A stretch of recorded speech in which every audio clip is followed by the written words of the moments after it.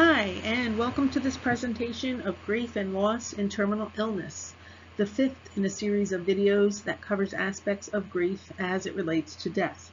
My name is Cindy Rowe, and I'm an MSW student at Marywood University. And today we're going to be looking at some of the models of coping and grief relating to terminal illness, as well as some issues relevant to the end of life. As a person faces a terminal illness, old memories start to resurface, and there's a strong desire to mend broken relationships, say their final goodbyes, and contemplate one's spirituality as a way of getting one's business in order so they can die with a clear conscience. So it can be argued that this developmental stage, integrity versus despair, can come about for anyone facing terminal illness, not just for those in later adulthood, since facing terminal illness forces a person to contemplate how they live their life.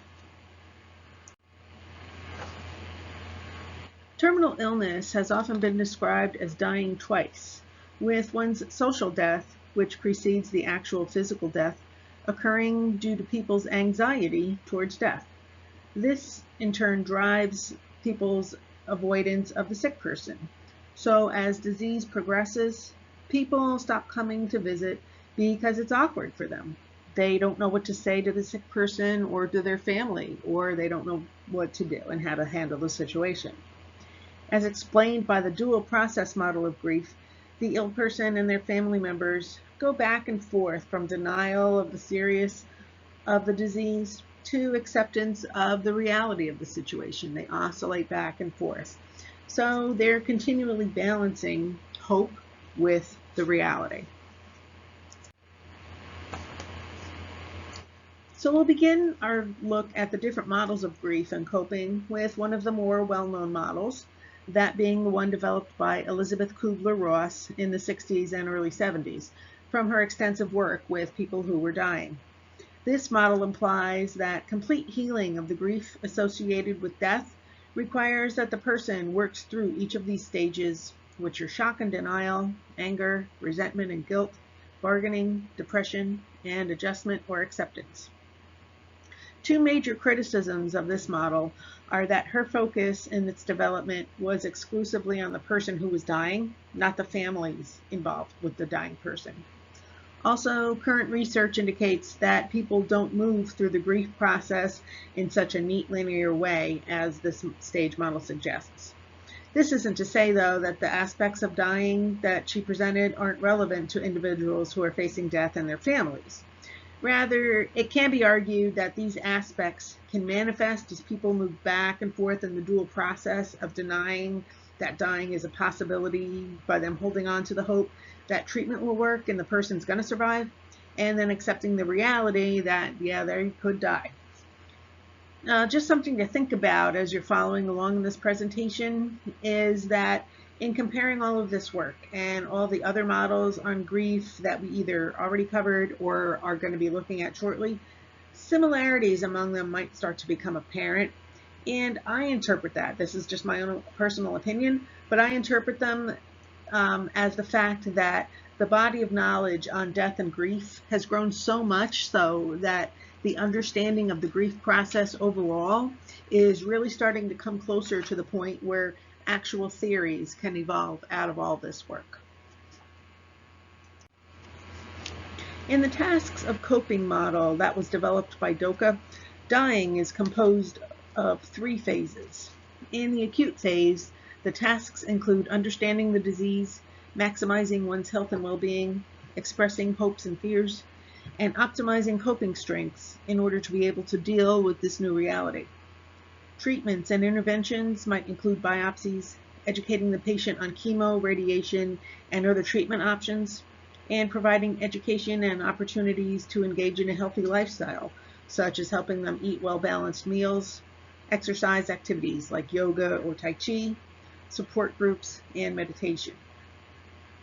In the chronic phase, the main tasks include managing symptoms and side effects from treatment, promoting health regimens, stress management activities with the focus on normalizing life as much as possible. Also key to this phase are finding meaning in uncertainty and suffering, preserving one's identity and maximizing their social support network, and expressing their feelings and fears. Treatments might be chemo, radiation, supplementary treatments for managing the side effects, spirituality exploration, life review, support groups, social activities, massage therapy, meditation, and pet therapy. In the terminal phase, the key focus is on making the patient as comfortable as possible. This includes helping them manage any pain they might have, helping them cope with stress, expressing their feelings, finding meaning in life and death, and aiding them in the life review process, sustaining self-identity, and saying their final goodbyes. Therapies and interventions might be hospice and palliative care, administering spiritual rites, and, if appropriate and chosen by the patient, physician-assisted death. In Wiseman's task model, coping with terminal illness has 3 basic phases: from first noticing symptoms to diagnosis, from first diagnosis to final decline, and then from final decline to death. In comparing these to Doka's model, we can see how they complement one another. Maintaining a sense of hope in context of each phase is a key factor in the patient's journey towards death, and hope looks different at each stage. For example, in the early stages of illness, patients might hope for a fast recovery or not lose their hair from chemotherapy, while those in phase 2 might hope to be well enough to enjoy an upcoming holiday, while those in phase 3 might hope to reconcile a long-standing conflict they had with a loved one.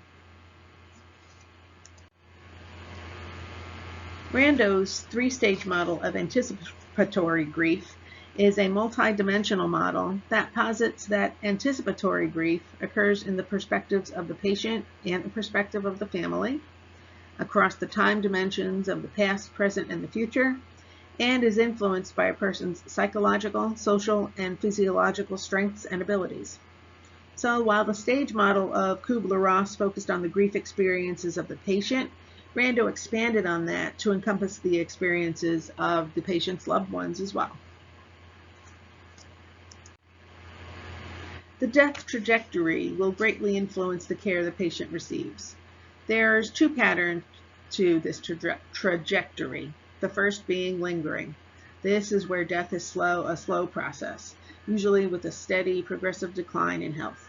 People with dementia, for example, tend to lose more cognitive and physical functioning over time. In the expected trajectory, death occurs much more rapidly. So as death approaches, one of the first telltale signs that the body is in what is called active dying is shortness of breath or labored breathing. Also, decrease in thirst and appetite are typically apparent, and incontinence of the bowel and bladder might occur. The person may be restless and demonstrate agitation, disorientation, and slip in and out of consciousness. Nausea, vomiting, and pain might also be experienced, and palliative care can help quell these issues and make the person as comfortable as possible. Some patients may decline pain medication since the pain is a sign for them that they're still alive. The relaxation of the throat might cause some secretions to emit from the mouth and cause the rattling type of sound in the throat known as the death rattle. And right before they pass, the person might take a last breath and then sigh or shudder as they die. So a couple of important points to keep in mind, particularly when working with elderly clients. First of all, the elderly might be reluctant to share details about their grief. Because they were raised in a different time in our culture, they were brought up to be self-sufficient and to deal with their issues themselves. And they were taught that talking about feelings is just something that they never were supposed to do. Also, aspects of ageism and racism that they likely have experienced, these can also inhibit their desire to seek out social support services. Their longer lifespan also means that they've likely experienced multiple losses and life changes, such as deteriorating health, the deaths of others close to them, having to move out of their home into assisted living, or increasingly needing the help from others. And all these things in turn can have a cumulative effect and lead to isolation and depression, which in turn can complicate their grieving. So interventions, of course, should include assessments that look at factors that influence the grief process, such as who died, the type of death or illness they had, and how that affected the client's daily functioning, the client's personal capabilities, their socioeconomic status, their education level, and support system. Importantly, though, it's important to remember that symptoms of depression and grieving are hard to differentiate among the elderly because they're so similar. Risk factors for depression in bereaved adults include intense depression soon after the loss, a history of depression throughout their life, increased alcohol use, poor physical health, and the sudden death of their spouse. Also, suicide among the elderly can be a concern. If that's the case, collaborating with their primary doctor and other care providers, assessing their access to lethal means and restricting that access, and treating their depression, these are all vital. Also, part of the assessment would include facilitating the life review. Using a genogram can help with the life review process. Practitioners should listen and ask clarifying and probing questions as this visual aid is being created. Another helpful tool in life review is the Life Review Guide, put out by Beecham, Anthony, and Kurtz from 1998. So this is another tool that gives additional information on a really structured way to help document the life review. And of course, a spiritual assessment is a key component as the elderly are trying to make meaning out of their life. So clients might gravitate to spiritual topics or seek connections with clergy or those who can provide spiritually appropriate support. And lastly, support groups are another avenue of interventions. But it's important to remember that the grieving person should feel ready to join a group. Given their tendency of the elderly clients to not want to share much information with professionals, it can be really challenging to determine when they're ready.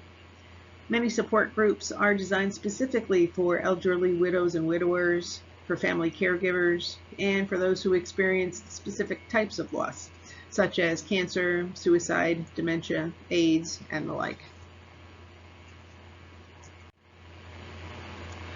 Dementia is an irreversible, progressive brain disease that slowly destroys memory, thinking, and motor skills, which is caused by various diseases and conditions. Some dementia subtypes include Alzheimer's, which is the most common type of dementia, with 60 to 80% of dementia occurring in those with Alzheimer's disease. Vascular dementia, which occurs from a stroke, is the cause of about 15 to 30% of dementia cases. Lewy body disease has a dementia prevalence rate of about 10 to 15% of cases.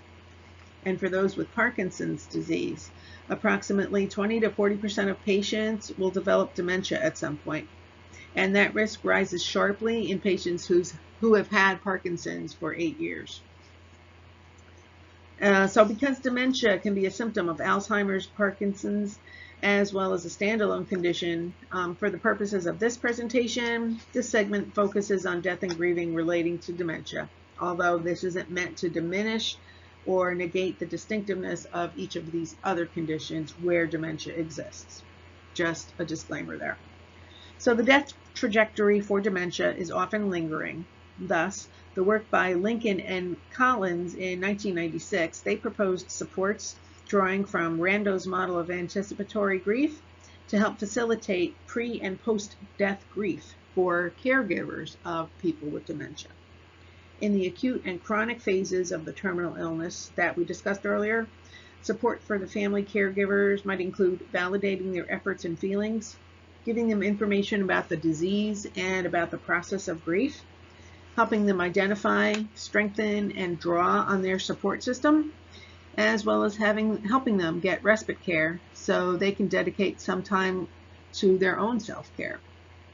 And after death, some supports would include psychoeducation on grieving and health, listening and encouraging them to reminisce about their loved one and expressing their feelings, and helping them anticipate grief triggers, such as holidays, birthdays, anniversaries, and other family milestones. Death from AIDS has been described as a sense of endless chronic loss due to the continual multiple deaths that can happen to those afflicted with this disease. Grieving for the new, fresh losses that come on the heels of the end stage of grief from earlier AIDS deaths leads AIDS patients and HIV-positive people to feel that their grief is like they're rehearsing for their own death. The cumulative, ever-present nature of death leaves those affected by AIDS thinking that AIDS itself is simply an environment of death. AIDS stigmatization inhibits the ability of those outside the gay community to emphasize with survivors of grief. Thus, complicated grief is very high among this population. Survivors might deny their grief by trying to go on with their lives as if a person's death by AIDS is no big deal. And also substance abuse, suicide ideation, depression, sleep problems, and anxiety. These are all pretty common in this population. The stigma associated with AIDS is a major factor that leads to the marginalization of the LGBTQ community, which can also complicate the grief process. This can be fueled by the lack of emotional support or all-out estrangement from their families for gays, lesbians, transgendered individuals, and others within the LGBTQ community. Further complicating grieving are such issues as the denial of FMLA or medical leave to care for one's dying partner, being denied the ability or right to make end-of-life care decisions on their partner's behalf, denial of bereavement leave in the workplace, and denial of inheritance. The LGBTQ community and its vast international network can offer a wide range of supports for those in mourning, such as Parents and Friends of Lesbians and Gays, otherwise known as PFLAG, and the Trevor Project, just to name a few. Also, the supports outlined in the model developed by Lycan and Collins that were discussed earlier, these could be adapted to meet the needs of those dying of AIDS as well as their loved ones. Lastly, social workers could help individuals and families with a whole host of practical matters, such as advocating for them with regards to obtaining advanced care directives and carrying out the individual's funeral wishes, hospice and palliative care, and also, if elected by the patient and allowed by law, helping them access physician-assisted death. Which brings us to discuss death with dignity. So an important ruling in 1996 in New York recognizes that a person's constitutional right to end their life was important because this was a major catalyst in the crafting of legislation that protects personal autonomy and dignity in death. Currently, 7 states and Washington, D.C. have death with dignity statutes, including California, Colorado, Hawaii, Maine, New Jersey, Vermont, Oregon, and Washington. So the basic rules of these statutes are that any mentally competent, terminally ill resident who is at least 18 years old with a life expectancy of 6 months or less and who can ingest medication may hasten their death by obtaining a self-administrable, doctor-prescribed legal medication. The patient must make an oral request to obtain the medication from their primary doctor. Then 2 doctors must agree that the terms stated earlier, the 6 months of life or less and all that, that those have all been met. Then a 15-day waiting period begins. At this time, the patient gives a written request for the medication to their doctor and makes a second verbal request as well. This written request must be witnessed by 2 people, one of whom must be a non-relative, not entitled to any inheritance, and they can't be the patient's doctor or an employee of the healthcare facility that serves the patient. Then the prescribing doctor has to wait 48 hours before submitting the prescription to the pharmacy. All decisions on whether to pick up the medication, who can pick it up, and ingesting it are made solely by the patient, and of course the patient is free to change their mind at any time. And lastly, the law prohibits life insurance benefits from being denied, and it stipulates that the illness the person suffered from be listed as the cause of death on the person's death certificate. Other options that can be used in states that don't have death with dignity laws are palliative sedation, which is akin to a medically induced coma, and the voluntary cessation of eating and drinking. Included here, if you're interested, is a link to the Death with Dignity website, and they have 2 really good short videos on making the choice to stop eating and drinking. There are some important ethical implications for both palliative sedation and physician-assisted death. In physician-assisted death, the law's provisions that the patient be the only person allowed to request medication within the last 6 months of their life and be mentally competent when doing so, bar accessibility to those with Alzheimer's, Parkinson's, and other types of dementia, since the cognitive decline in dementia and these diseases, that decline occurs much earlier than 6 months prior to the death for these clients. In palliative sedation, the medication used is directly administered by a physician, and this violates the stipulation in the Death with Dignity laws that prohibit anybody but the patient from administering medication. In fact, a major argument in the courts over Death with Dignity laws was that it's unethical for a doctor to perform any type of medical treatment with the direct intent to end that person's life. So it's arguable there that in states that don't have a physician-assisted death law, allowing a doctor to administer such a medication that will hasten a person's death is unethical. Secondly, the medication that is used in palliative sedation had been used for quite a number of years in capital punishment and subsequently banned because of the prolonged and inhumane way it killed death row inmates during executions. The rationale for using this drug in palliative sedation suggests that any suffering associated with the prolonged suffocation that this drug triggers, that's somehow a better type of suffering than the pain from terminal illness that palliative sedation is supposed to ease. In an article by Morrissey, the author discusses the problem in the current procedures involved with organ donation at the end of life. For some patients with severely traumatic brain injuries who have been declared brain dead and who previously consented to donate their organs at their death, this procedure starts when the person's family signs a do not resuscitate order and the patient is then taken off of life support. The patient is then observed by medical staff to determine when their heart stops beating. After 5 minutes of having no pulse, the person is then declared dead. And a preservation solution is then administered, and the person is taken to the OR for organ removal.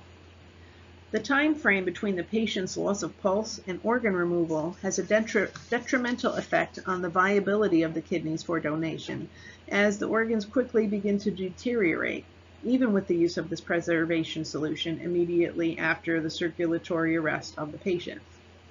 As an alternative, the author suggests that once the decision to end life support is made, the patient could be operated on to remove the kidneys, then be returned to the intensive care unit to receive palliative care and end-of-life care. This is an ethically sound alternative, as a person can live without renal function for a few days before death would occur from that. So removing the kidneys in and of itself would not cause the donor's death. Rather, they would be made comfortable so they could succumb to the death that was caused by the traumatic injury they suffered. So attached here is a link to a short and really powerful video of what is known as a walk of honor. This is where all care staff in a hospital stand in a moment of silence to honor the dying person and their family as they proceed to the OR to undergo organ donation. Be forewarned though, this is a very powerful video. My intent by putting this here is not to shock or traumatize anybody, but it is a very relevant aspect of organ donation at end of life, so I felt it was really pertinent to at least offer the opportunity for people to see it if they chose to. So heads up though, be sure to have tissues handy if you do decide to watch it, because again, it's really powerful. A primary concern with withdrawal of life-sustaining treatment is that it's difficult to judge when life support just prolongs the dying process. Doctors may struggle with their Hippocratic duty to protect life, so they might push for sustaining life support, particularly in the cases of traumatic injury. Families struggle with shock and the strain of adjusting to their loved one having an irreversible, debilitating injury. So the dual process model of grieving is often apparent in these situations, with families oscillating between the hope for recovery and facing the reality that their loved one's death is imminent. Social work skills include having the ability to accept death and the ambiguity of illness, communicating compassionately, creating a caring environment, facilitating multidisciplinary discussions, relinquishing control of conversations, and advocating for and facilitating families' decisions. Switching from life support to palliative care can be poorly coordinated, so social work advocacy is a really key factor in alleviating any strain and smoothing out that process. Also, social workers can do a lot of community outreach and psychoeducation on advanced directives and living wills to help prepare people before they really need to exercise any rights like that. And lastly, social workers can also become involved on the macro level by advocating their state legislatures to enact laws like death with dignity in states that don't have it, and to promote better care and protecting the rights of people who are dying and their families. So this concludes this presentation, and if you're interested in learning more about other topics on death and the grief process, be sure to check out my YouTube channel for other videos. So thanks for watching.